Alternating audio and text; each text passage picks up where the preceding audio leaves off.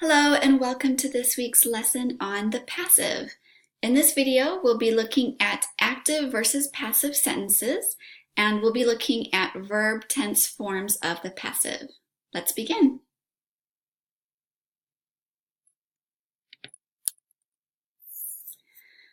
In active sentences, the subject performs the action of the verb and the object receives the action.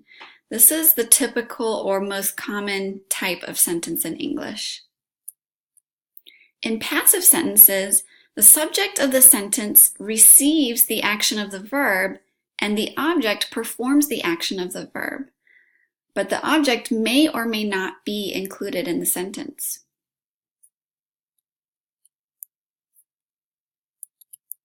If a sentence is changed from active to passive, the object of the active sentence becomes the subject of the passive sentence. And the subject of the active sentence, which is called the agent, becomes the object of by in a passive sentence. The form of passive verbs is be plus the past participle of a verb. An example is were directed. This will change depending on the verb tense. Here's an example of an active sentence. Steven Spielberg directed the Indiana Jones movies. So here we have the typical order of the sentence with the subject being the agent. Then we have directed, which is the active form of the verb. And we have the Indiana Jones movies, which is the object.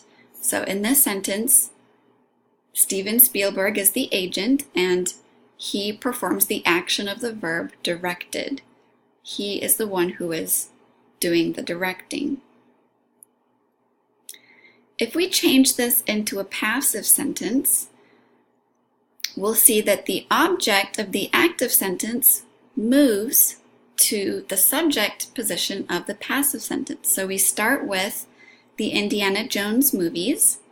Then we have the verb, which is the passive verb, were directed, be verb, and the past participle form of the verb.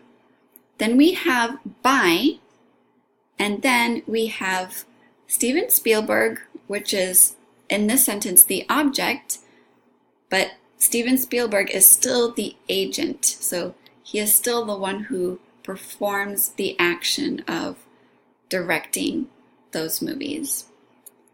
So we can see that the subject of the active sentence moves to become the object of by in the passive sentence. Now, only transitive verbs, that is verbs that can be followed by an object, are used in the passive. Intransitive verbs, which are verbs that cannot be followed by an object, are never passive. Here are some common transitive verbs: build, cut, find, like, make, need, send, use, want. These verbs can be used in the passive because they all come with an object. They're followed by an object. Here are some common intransitive verbs: appear, arrive, belong, come, die, fall, happen, occur, sleep. These verbs are never passive because they do not have an object after them. Let's look at some examples. Here's an active sentence. My dad built the house. So we have built, which is a transitive verb, and it has an object after it, which is the house. So we can make this a passive sentence, like this. The house was built by my dad. So in the passive sentence, we have, again, the object of the active sentence becomes the subject of the passive sentence. The subject of the active sentence becomes the object of by in the passive sentence. So if you think about it, if there's no object after the verb, there's nothing that could move to the subject position of the passive sentence. So this is the reason why only transitive verbs can be used in the passive because they have an object. Here's another active sentence. We arrived. We is the subject, arrived is the active verb. Now, arrived is an intransitive verb. There's no object after this verb. So, can we say we were arrived? No, this is not correct. We cannot make this sentence passive because there is no object. This is a list of tense forms of the passive. You can see here the verb tenses, the active sentences, the passive sentences, and the form of the passive verbs.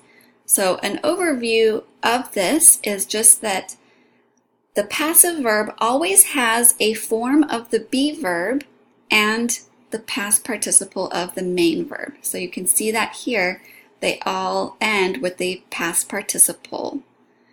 And they all have a be verb, but the different verb tenses will look a little bit different. So for example, in the simple tenses, you'll just have either the present be verb, the past be verb, or will and be for the simple future. In the progressive tenses, we have the be verb and then being to show the progressive.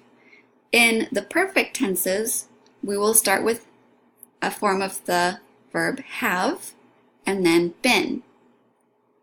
And also the future perfect, we have will have and been and the past participle. Also, we have be going to for another form of the future, and then be and the past participle.